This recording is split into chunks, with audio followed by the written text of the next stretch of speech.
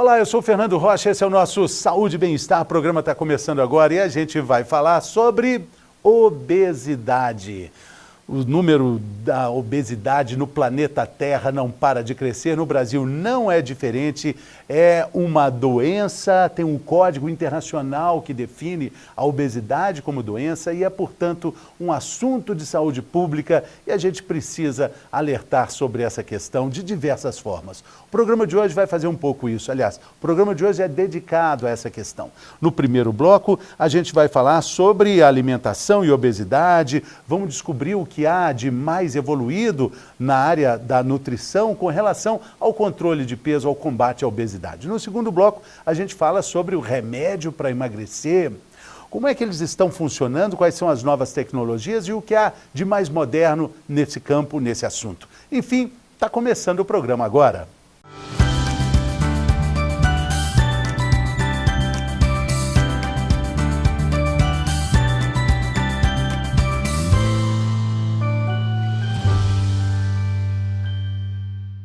Vamos lá então, dietas da moda, dietas que prometem milagres, dietas que estão no Instagram, nutricionistas que bombam com milhares e milhares de seguidores. O que isso tem de fato no combate à obesidade? Vamos falar também sobre a questão da nutrição biomolecular, da medicina ortomolecular, vamos falar de epigenética, vamos falar de controle de peso e controle também da alimentação nossa na vida de todo dia. A gente recebe nesse primeiro bloco a Patrícia Alves Soares Lara, nutricionista com especialização em estudos celulares, é a área conhecida como oxidologia e também a bioquímica celular. Que chique, hein? Bem-vinda!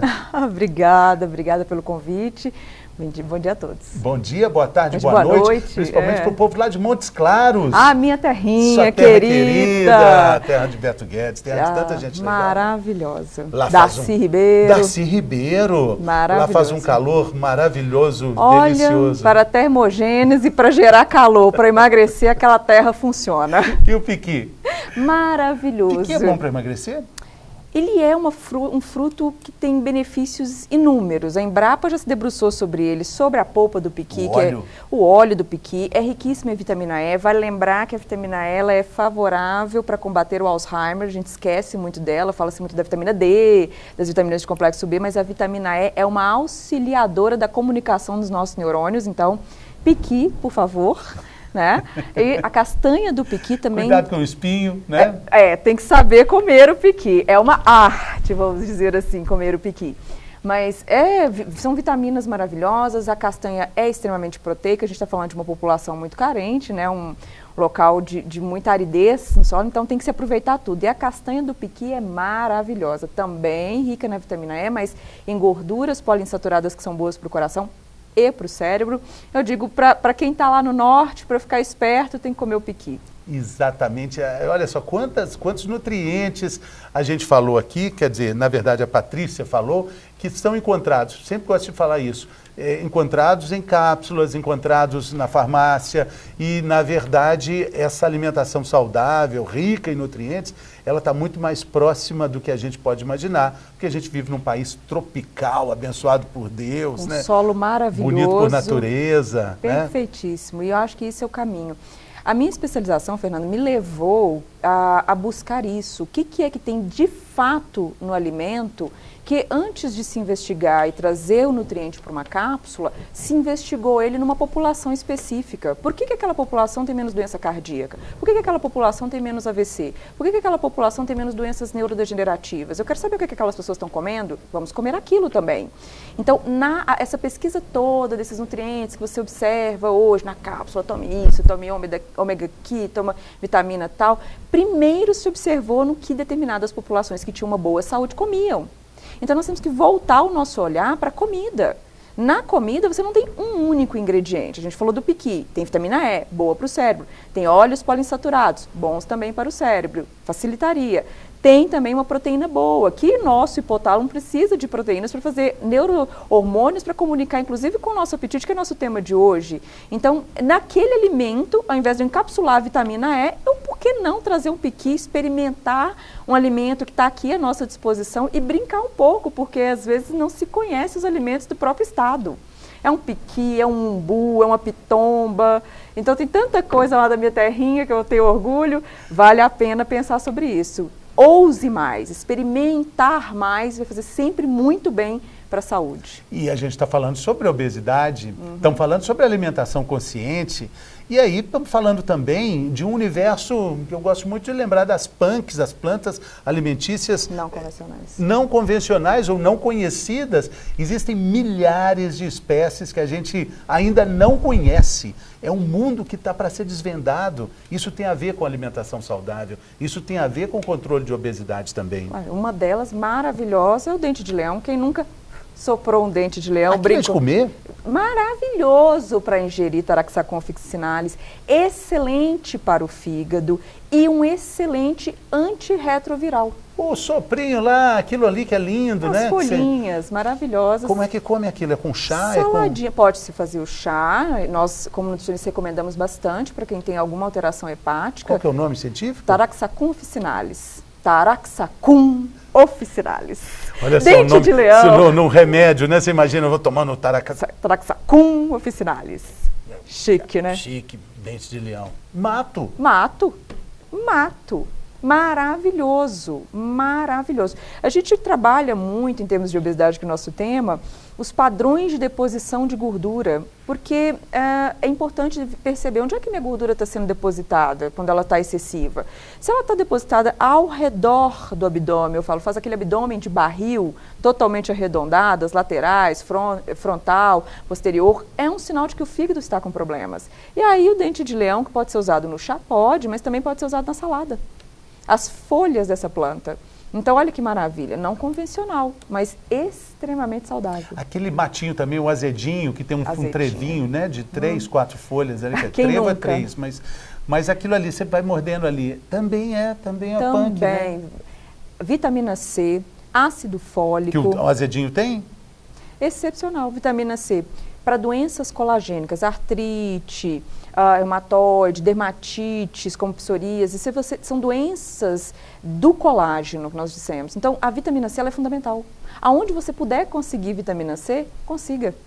Então, acrescentar essas coisas, esses alimentos na salada, a folha da pitanga, por exemplo, nós já estudamos na universidade para ver o que ela tinha, também muito rica. Então, pegar não só a pitanga, mas a folha da pitanga e bater num suco com limão, você enriquece ainda mais de vitamina C. Aquilo ali vira um complemento alimentar. Mas nós estamos usando só a folhinha.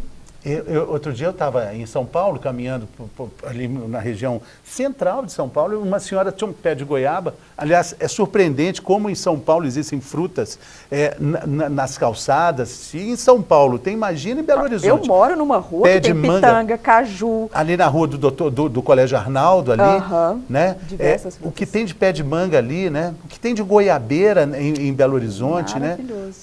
Amora tem muito, é né? Pitanga também. E aí essa senhora estava ali tentando, eu falei, e o pé tinha goiaba. Eu falei, a senhora quer pegar uma goiaba? Ela falou, não, meu filho, me ajuda aí. Eu quero um ramo de folha, porque isso aqui é um remédio maravilhoso. Para o intestino. Folha de goiaba. Para diarreias, ele tem uma ação antiespasmódica. Significa que o que está em contrações muito forte no trato digestivo vai cessar um pouco essas contrações. Ele tem essa ação conhecida, né? Mas nós temos, até mesmo no site do governo, você tem diversos e-books mostrando o efeito das plantas medicinais. Tem vários grupos em estudo dessa cultura nossa. A gente não pode esquecer que antes de existir a indústria farmacêutica, o que curava eram os chás, eram os matos, né? E a sabedoria que veio disso instigou a indústria farmacêutica. De novo, não nasce lá, nasce do povo, né? Da cultura do povo desenvolvendo. Quando o cachorro está passando mal, ele vai lá comer o matinho. Exatamente. Nós tivemos a oportunidade de fazer um estudo na universidade sobre a Ora Pronobis. Ora Pronobis. Ora Pronobis. É que bom demais. É bom demais. Um anguzinho. Maravilhoso. Mas o nosso grupo estava ali com as cobaias, 12 cobaias, e a proposta era achar uma outra fonte proteica vegetal para multimistura.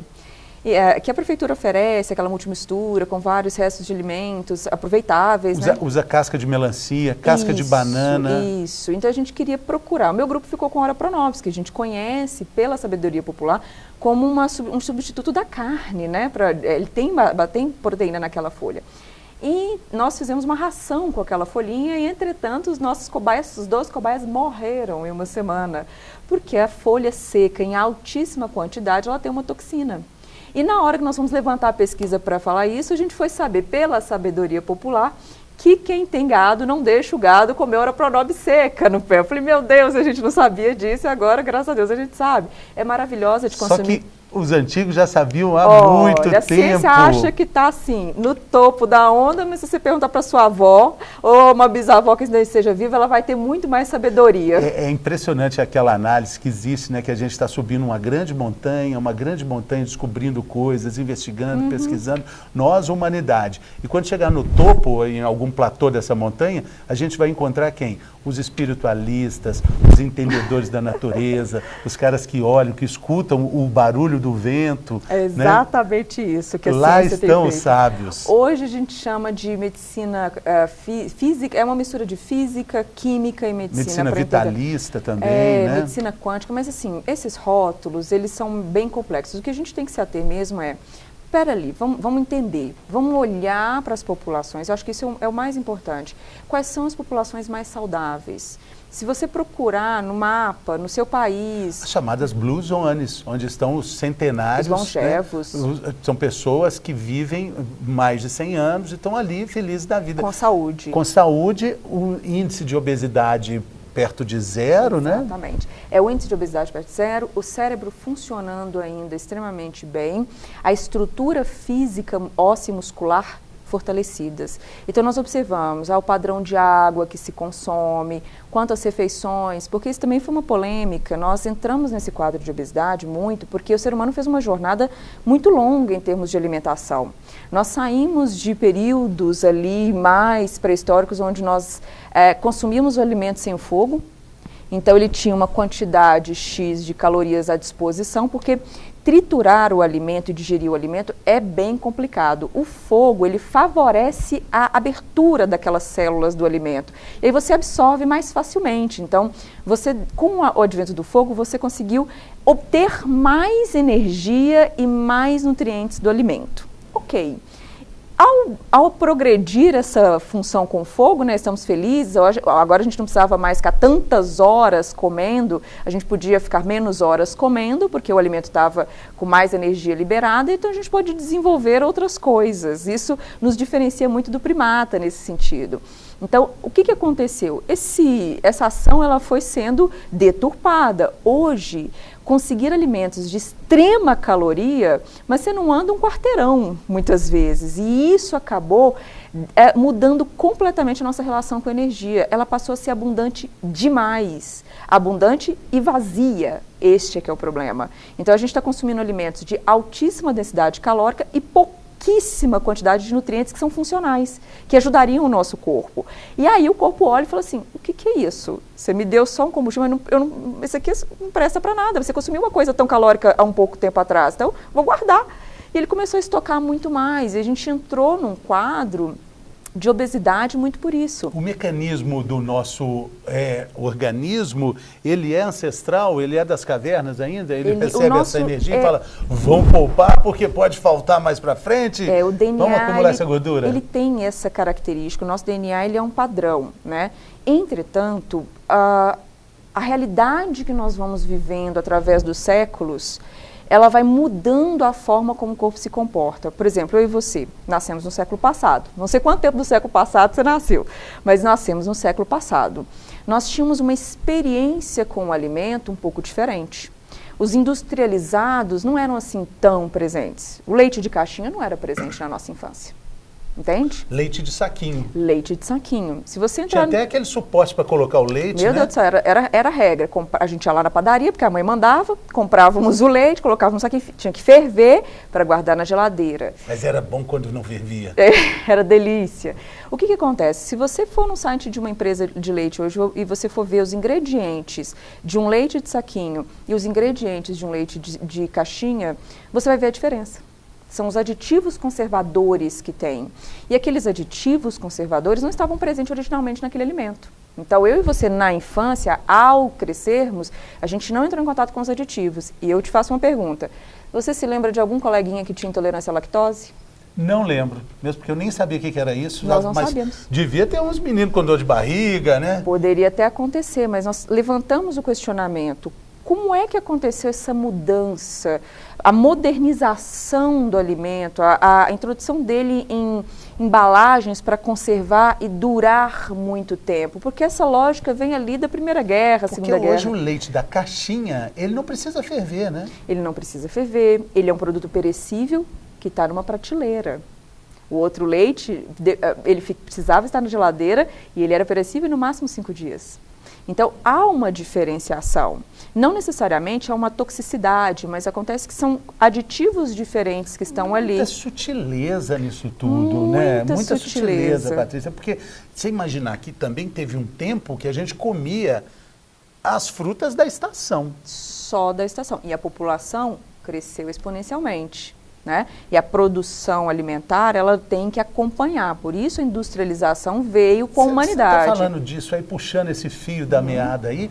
Tinha uma época que tinha uva só no fim de ano. Exatamente. Ameixas. Ameixas só no fim do ano. Até a manga era mais para o verão. Você não comia manga no inverno. E aí você tinha uma manga com sabor adequado. É algo que os europeus têm feito, Fernando, que a gente presta muita atenção nesse movimento, que é o movimento de respeitar o tempo do alimento, o terroir, aonde ele se desenvolve melhor, então deixa ele se desenvolver naquela terra. O terroir, que aqui em Minas tem o trem-roir. Trem-roir. Que é maravilhoso o nosso trem-roir aqui, o trem-roir do Piqui, lá em Montes Claros. Pois é, não adianta, vai plantar aqui, mas aquele solo fornece certos componentes que contribuiu para a geração, para a configuração daquele alimento, que a gente olhou e falou, olha, isso é interessante para a saúde, mas naquele local.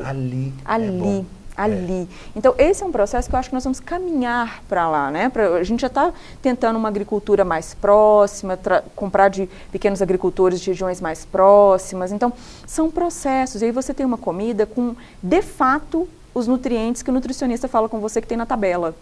Então, eu falo com você, a manga que você vai consumir tem lá a vitamina E, tem manganês, mas de onde é que veio essa manga? De qual manga que eu estou falando? De repente, nós estamos falando de uma manga que foi plantada num terreno extremamente empobrecido. E ela não vai ter, de fato, aqueles nutrientes. Então, isso é muito importante. E isso é um dos aspectos que a gente olha como é que era a incidência de obesidade na população de algumas décadas para trás do século passado.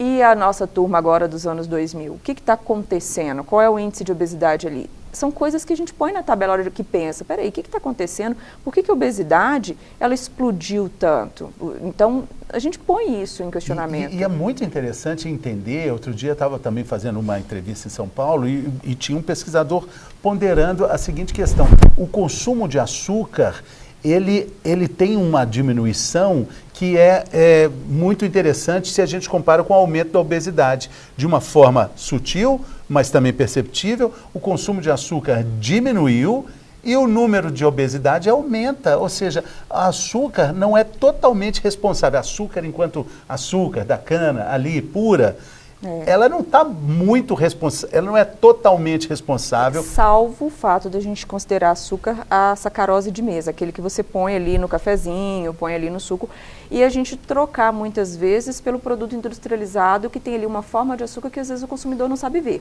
Então não sabe ver e nem o organismo sabe entender, porque o organismo lida bem com o açúcar. Fala, opa, isso aqui eu conheço, é açúcar. Lida bem com o açúcar da fruta natural. Eu sei o que é, deixa comigo aqui. Mas se vem um aditivo, um xarope de glucose, por exemplo, né? Xarope de milho, xarope de milho, xarope de glucose, xarope de frutose, são nomes que se colocam ali no aditivo e a população não sabe muito bem o que é aquilo. Ela sabe ler a palavra açúcar, mas se não está explicitado a palavra açúcar, ela não imagina que tem açúcar ali. Então isso aí tem um cuidado grande que nós temos que ter. Agora, você falou bem, a obesidade ela não tem um aspecto só.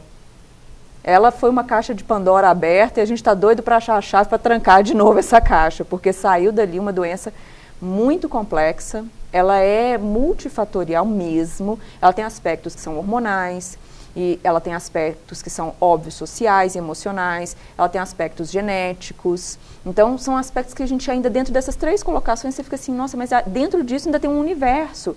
Quais os genes? É um único gene?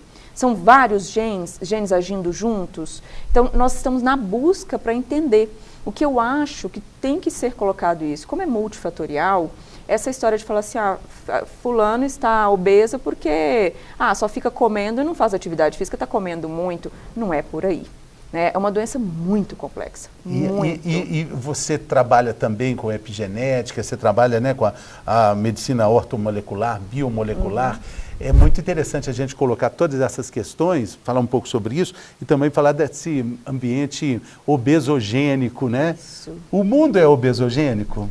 Do ponto de vista ecológico, sim. Nós estamos com um grau de poluentes hoje no ambiente, especialmente pela industrialização da comida, né, a utilização de embalagens. Eu acho que hoje isso é um problema grave. Que nós temos compostos derivados de petróleo hoje, Fernando, presentes em regiões inóspitas do oceano. A região abissal do oceano, que não tinha nenhum traço de presença da humanidade, hoje tem plástico lá, para ser traduzindo um pouquinho. Então, assim, nós chegamos a um grau de contaminação tão alto e esses produtos, eles têm uma afinidade tão grande pelas células de gordura, porque a célula de gordura, ela não é algo para te encher a paciência. A célula de gordura, as células de gordura são um grande órgão endócrino, ali se produz hormônios. É dali que sai a comunicação com o sistema de defesa. A gente viu no Covid o que aconteceu. E ela tem memória. Tem memória, ela produz de acordo com o que você insiste em fornecer a ela. Então o corpo ele quer um estado de homeostase, ele quer ficar igual. Igual no bom ou igual no ruim. Ele faz de tudo para te manter no igual. Então, mudar o hábito é algo importantíssimo mesmo, mas não é a única coisa que define o que vai te emagrecer ou não.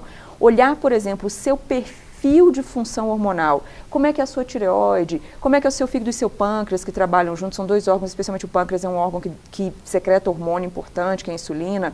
Como é que estão funcionando as suas glândulas do estresse, como que elas estão secretando o hormônio do estresse, está jorrando, está liberando só pontualmente? Isso tudo vai fazer com que você acumule gordura em determinadas regiões. E ainda tem os hormônios sexuais.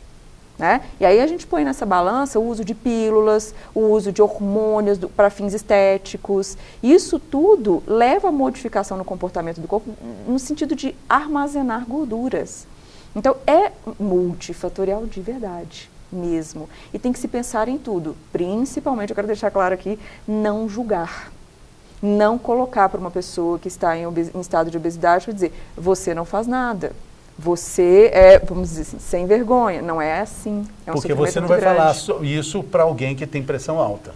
Né? O cara que tem pressão alta, o cara que tem um descompasso glicêmico, um diabético. A gente fala da diabesidade. Diabesidade. A diabetes, porque os diabéticos tipo 2, 80% têm uma obesidade ali associada. Uma epidemia de diabesidade. Exatamente. Né? Então, eu estava querendo dizer o seguinte, o obeso não é um sem vergonha, o obeso não é obesidade não é falta de caráter, assim como pressão alta também não é, assim como depressão também não é. Exatamente. Merece um cuidado, merece um olhar atento, merece se colocar as várias possibilidades à mesa.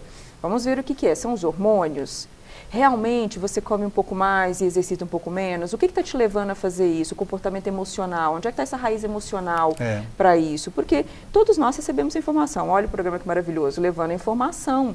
Né? Informação e conhecimento é luz. Então você ilumina ali e fala assim, olha, agora eu posso pensar sobre isso. Mas quais são os aspectos emocionais que te levam a ver a comida como algo de conforto, talvez, ou algo que te acalenta? Exatamente. Então, esse aspecto tem que ser levado em conta. A gente tem aqui o quadro Mitos e Verdades, que a gente fala sobre isso. É bom, né? Adoro. Vamos lá, então.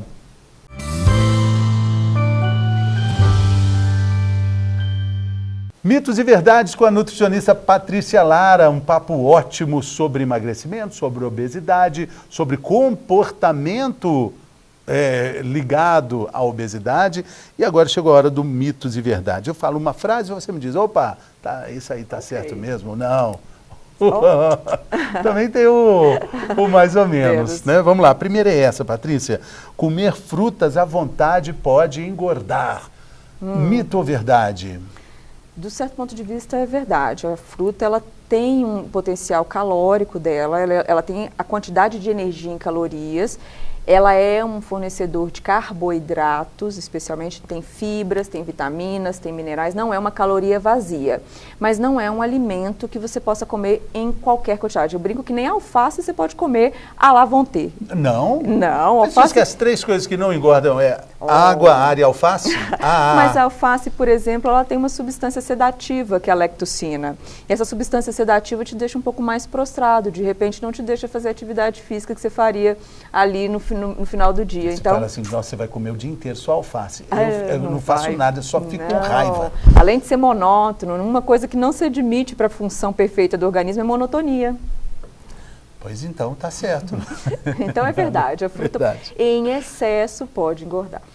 O abacate, ele precisa ser cortado da dieta para quem quer emagrecer. É mito ou é verdade? É um mito muito questionável, porque assim, o abacate ele é um alimento calórico positivo, ele é calórico. Mas a caloria, ela não é o que mais interfere do ponto de vista de construção de gordura no corpo. Eu posso construir muita gordura no meu corpo porque, por exemplo, eu posso estar com o meu pâncreas desajustado. E independente do fato do abacate ser calórico, o abacate é um alimento que não incomoda meu pâncreas. Então, comer o abacate não me faria engordar. A gordura do abacate é extremamente benéfica. Além de outros compostos que ele tem, que são higienizadores do organismo, fornecedor de uma faxineira do corpo que chama glutationa, limpa a célula, que é uma maravilha, limpa até com cotonete os detalhes. Então, assim, é maravilhoso. Você não pode julgar o alimento. Agora, na primeira pergunta, comer abacate o dia inteiro, então não vai me engordar, né, Patrícia? Você está falando que é bom? Eu falei, não, peraí. Você tem que ter um peso ali para identificar. Eu posso comer o abacate, não preciso riscar o abacate. É até importante que eu tenha o contato com o abacate de tempo em tempo, mas ele é calórico, só que ele não engorda sozinho. E também colocar o abacate numa rotina de alimentação com a salada. O Brasil é um dos poucos países no mundo que não utiliza o abacate salgado, né? Nos pratos salgados. Ele é uma delícia dessa forma. Ele pode ser um bom substituto para maionese, ele pode ser um excelente substituto, por exemplo, para quem gosta de usar queijos cremosos ali dentro dos pães, porque para quem tem alergias, então ele é maravilhoso. A outra questão, o açaí é excelente para quem quer emagrecer. Mito ou verdade? Meu Deus do céu, às vezes eu chamo de açucaraí, ao invés de açaí. Mas então a gente não está falando de açaí, né? Porque o açaí mesmo, inclusive, é salgado, né? Exatamente. O fruto açaí, ele é muito bom. Dentre os estudos que a gente tem, Fernando, de o que é na alimentação que ajuda a emagrecer? Essa pergunta eu recebo muito. O que ajuda a emagrecer? O que é termogênico? O que emagrece? Nos estudos, a gente sempre procura identificar quais são os componentes que tem nos alimentos que podem melhorar o maquinário da célula, podem fazer minha célula funcionar com mais potência. Porque o ideal não é cortar a comida, o ideal é deixar a máquina mais potente para queimar mais. Então, quando a gente vai olhar esses nutrientes, os polifenóis que a gente tem num dos compostos do açaí, que é a antocianidina, que é o pigmento roxo, aquilo dá um up no motor metabólico nosso. Mas este açaí que você está me apontando, aquele lá do Pará com farinha. A barca do açaí, né? O açaí vem sorvete, vem chantilly, vem marshmallow, vem chocolate. Eu falei, mas que é isso? Como assim, gente? Não era pra gente aproveitar o sabor do açaí? Virou uma leite farofa. Condensado. Mas você não sabe nem que gosto que tem aquilo. Mas não, olha, mesmo quando a gente pega o açaí, aqui no sul, ele vem acrescido do que se chama xarope de guaraná, que na verdade é uma forma muito agressiva de açúcar. É um açúcar mais agressivo do que aquele açúcar de mesa que a gente usa no dia a dia, para quem usa ainda. Então, aquele ali que vem super docinho, aquilo não faz muito sentido. Mas a gente tem no supermercado só as polpas do açaí mesmo. E aquele produto com aquele pigmento maravilhoso, aquilo é um auxiliador no processo metabólico. Ele é vasodilatador. Então, quando você vai fazer uma atividade física, pode ser caminhar. Mas se você usa um alimento que ajuda a dilatar os vasos, vai passar mais oxigênio, tem que lembrar, o oxigênio é o gás da vida. Sem ele, a gente não liga as fornalhas para queimar a gordura. Então, precisa oxigenar. Um açaí puríssimo, desses de polpa, sem açúcar, é uma boa pedida. Só não vai ser talvez tão saboroso como a gente está acostumado a ver o açaí, né? Aí a gente entrar numa outra relação com a comida para entender, olha, isso aqui é benéfico, isso aqui não é exatamente o meu prazer agora. Muito bem. Bom, eu acho que a gente esclareceu bastante aqui. Queria te agradecer enormemente, sua gentileza, sua simpatia. Obrigada. Mandar um abração mais uma vez para a terra maravilhosa de Montes Claros. Montes Claros! É verdade, lá na terrinha. É bom, né? De vovó. Muito obrigado. Volte sempre. Vamos voltar a falar sobre esse assunto com outros enfoques. Valeu. Obrigada. E daqui a pouco a gente volta. A gente vai falar sobre remédio para emagrecer. Que é de novo nisso, como é que é o limite desse uso do remédio para emagrecer. É daqui a pouco, depois do intervalo.